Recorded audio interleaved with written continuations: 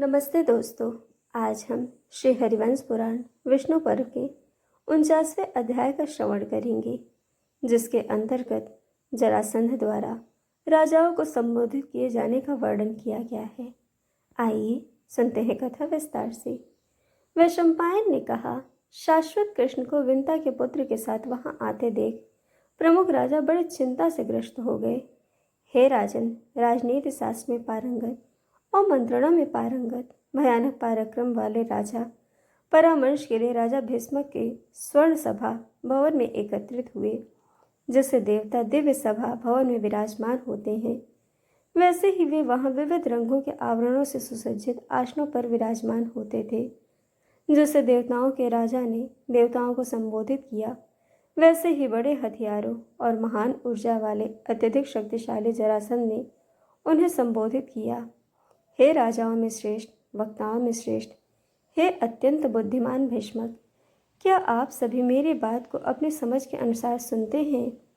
ये कृष्ण वासुदेव के प्रसिद्ध पुत्र, जो गरुण और अन्य यादवों के साथ कुंडिना नगर में आए हैं, महान ऊर्जा और कौशल से संपन्न है। वह युवती के लिए यहाँ आया है और निश्चय ही वह उसे प्राप्त करने के लिए बहुत प्रयास करेगा।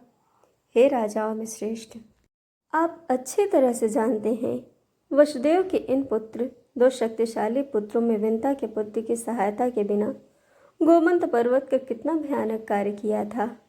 मैं यह नहीं कह सकता कि कृष्ण, यादव, भोज और अंधक जात के शक्तिशाली रथ योद्धाओं के साथ एकजुट होकर कैसे लड़ेंगे। जब गरुड़ पर बैठकर विष्णु कन्या को प्राप्त करने के लिए अपना प्रयास करेंगी, तो देवगण या किसी अन्य व्यक्ति की सहायता से शक्र भी युद्ध के मैदान में खड़ा नहीं हो सकता। जब ब्रह्मांड एक सर्वव्यापी महासागर के नीचे डूब गया था, तो दुनिया के प्रमुख कारण शक्तिशाली विष्णु ने एक सुअर का रूप धारण करके पृथ्वी को पाताल की गहराई तक छोड़ दिया और उसने उसे सुअर के रूप में राजा हिरण्याकश्यप को मार डाला। दैत्यों, अत्यंत शक्तिशाली सर्वविजित दैत्य राजा हिरण्यकश्यपु, जिसकी मृत्यु तीनों लोकों में नहीं हुई, जिसमें अमर दैत्य, ऋषि, गंधर्व, किन्नर, यक्ष, राक्षस और नाग सम्मिलित थे, आकाश में, पृथ्वी पर और पाताल क्षेत्र में, दिन या रात में, सूखी या गीली वस्तु में, पुराने दिनों में हरि द्वारा अपने नर शेर रूप में मारा गया था। कज्ञपा द्वारा अतीत से उत्पन्न अश्रुओं में अग्रणी शक्तिशाली बाली को विष्णु ने बौने रूप में वचन के फंदे में बांधकर पाताल लोक में भेज दिया।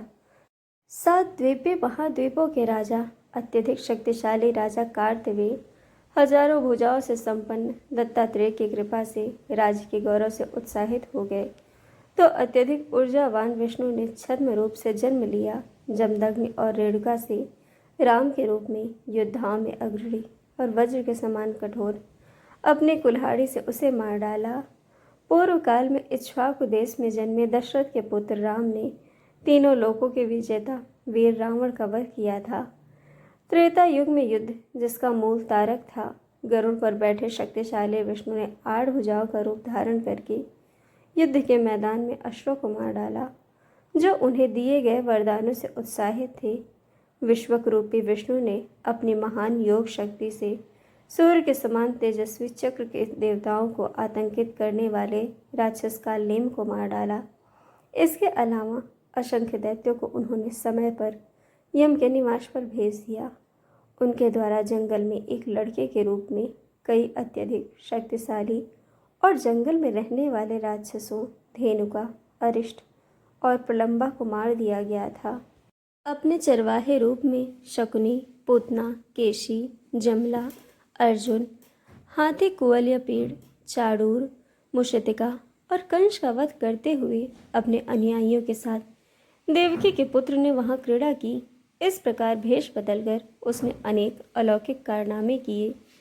मैं देवकी के पुत्र केशव को देवताओं का आदि कारण, असुरों का संहारक, नारायण, प्राचीन पुरुष, ब्रह्मांड का आदि कारण, सत्य, सभी प्राणियों के प्रकट और अव्यक्त का निर्माता, सभी के लिए अदम्य आदि मानता हूँ।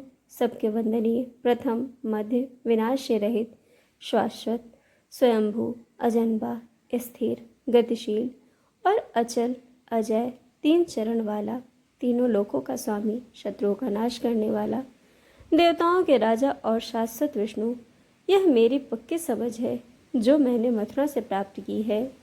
क्या गरुड़ किसी मनुष्य का वाहक हो सकता है? भले ही वह नश्वर सर्वोपरि भगवान के उच्च परिवार में पैदा हुआ हो। इसके अलावा जब जनार्दन कन्या के लिए अपना पराक्रम परीक्षित करेगा तो कौन सा शक्तिशाली पुरुष गरुड़ के सामने टिक पाएगा? मैं तुमसे सच कहता हूँ कि स्वयं विष्णु इस स्वयंवर के लिए आए हैं। उसके यहाँ आने पर जो विपत्ति तुम पर पड़ेगी वह बहुत बड़ी है। इसके बाद तुम्हें जो उचित लगे वही करना चाहिए, वैशंपायन ने कहा। मगध के राजा जरासंध के ऐसा कहने के बाद परम बुद्धिमान सुनीत ने उत्तर दिया, मगध के महाबाहु राजा ने जो कहा वह सच है।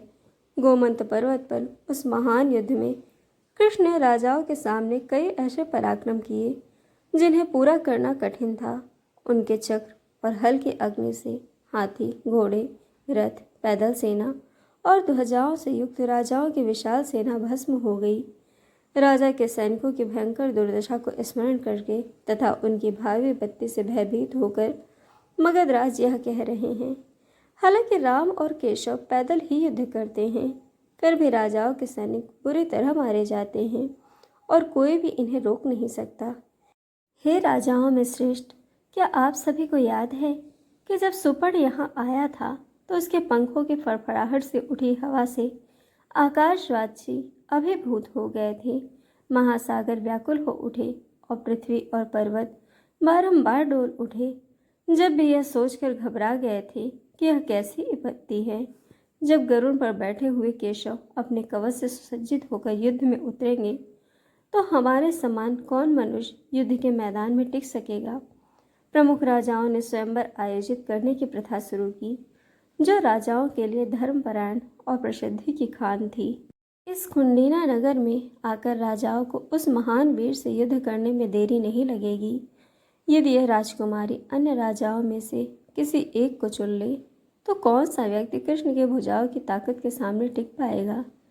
हे राजाओं, यद्यपि स्वयंवर उत्सव का विषय है, फिर भी यह एक आपदा को जन्म देगा और इसके लिए कृष्ण और हम यहाँ मिले हैं। इसीलिए जैसा कि मगध के राजा ने कहा है, कृष्ण का यहाँ आगमन युवती के लिए राजाओं पर आने वाली विपत्ति का संकेत देता है। तो दोस्तों, इस प्रकार श्री हरिवंश पुराण विष्णु पर्व का 49वां अध्याय पूर्ण हुआ। फिर मिलेंगे कथा के अगले अध्याय के साथ।